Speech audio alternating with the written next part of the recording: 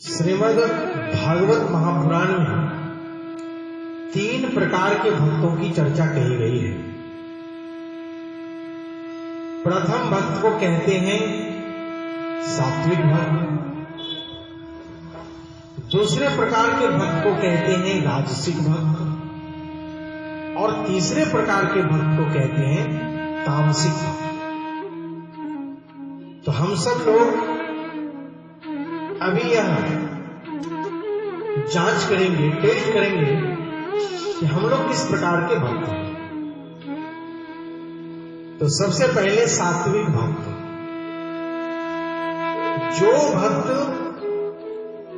भगवान की पूजा अर्चना केवल भगवान को प्रसन्न करने के लिए करते हैं, भगवान से किसी प्रकार की इच्छा नहीं रखते, कुछ याचना नहीं करते, मेरी भक्ति के द्वारा भगवान प्रसन्न हो, केवल यही इच्छा रखते हैं, ऐसे भक्त को सात्विक भक्त कहते हैं।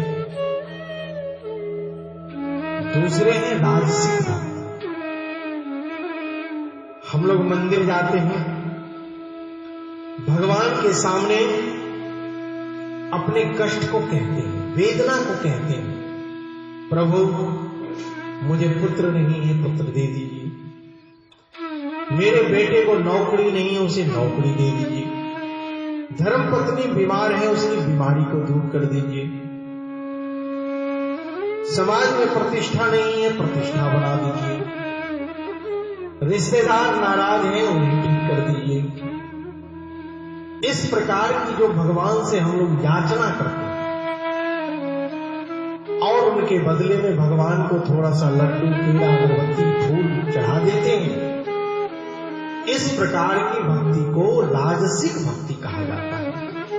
अर्थात भक्ति के बदले में भगवान से किसी वस्तु की याचना करना, किसी वस्तु को मांगना, इसे राजसिक भक्ति कहते हैं। और तीसरे हैं तामसिक भक्ति। तामसिक भक्ति क्या? भगवान को वैर भाव से, भगवान को शत्रु मान करके बारंबार उसके नामों का जाप करना।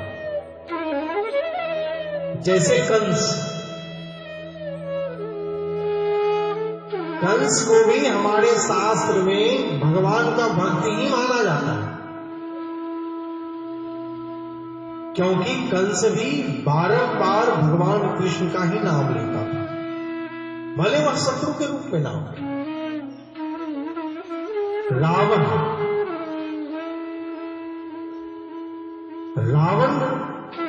भी प्रायः राम का ही नाम लिया करता था, वैरी भाव था किंतु भगवान का नाम लेता था। शिशुपाल भगवान का नाम लिया करता था, भले ही वैर भाव से नहीं, और भगवान ने उन सबका उद्धार किया। किंतु यदि हम ऐसा सोचेंगे कि मैं भी भगवान से वैर करूंगा और भगवान तीर धनुष लेकर के आएंगे, सुदर्शन लेकर के आएंगे और मुझे मार देंगे और मेरी आत्मा भगवान से मिल जाएगी, मेरा भी उद्धार हो जाएगा, ऐसा नहीं है। जितने भी भगवान के शत्रु बनकर के आए, ये कोई साधारण नहीं थे। पूर्व जन्म में या तो कोई देवता थे या कोई ऋषि थे या ऋषि मुनियों के द्वारा स्थापित थे।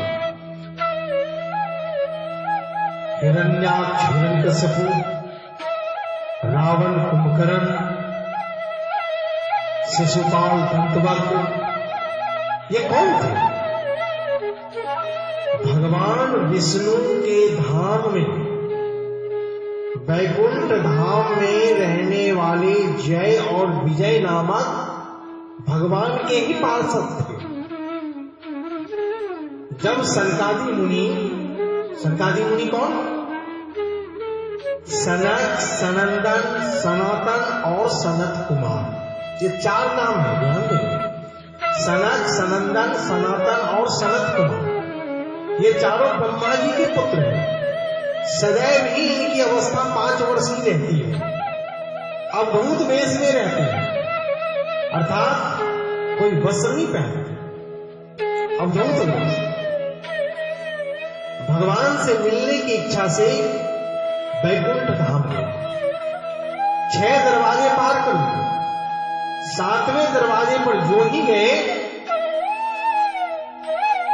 जय और विजय नाम का जो पार्षद था, इन्हें रोक दिया। कहा भगवान अभी विश्राम कर रहे हैं, अभी आपसे नहीं मिल सकते, आप इंतजार कीजिए, भगवान अभी विश्राम कर रहे हैं। लेकिन इनके मन में भगवान से मिलने की प्रबल इच्छा थी। संत थे, यह जान गया कि जय विजय मुझे टाल रहा है। संत जन क्रोधित हो गए। क्रोधित होकर इन दोनों को श्राप दे दिया, जाओ, तुमने राक्षस के समान व्यवहार किया, दैत्य के समान व्यवहार किया, तुम दैत्य हो जाओ। दोनों रोने लगे, गिड़गिड़ाने लगे, क्षमा कीजिए प्रभु, गलती हो गई, भूल हो गई। उसी समय प्रभु श्री हरि विष्णु भी वहां आ गए। उन्होंने कहा, हे संत जन, आप इन्हें क्षमा कर दीजिए। उन दोनों के बारंबार गिड़गिड़ाने से, रोने से संत द्रवीभूत हो गए। उन्होंने कहा कि ठीक है, जाओ, तुम 3 जन्म लेकर के वापस आ जाओ। तो वही दोनों जय और विजय प्रथम जन्म में हिरण्याक्ष और हिरण्यकशिपु बन करके आया, दूसरे जन्म में रावण और कुंभकर्ण बन के आया, और तीसरे जन्म में शिशुपाल और दंतवक्र बन करके आया।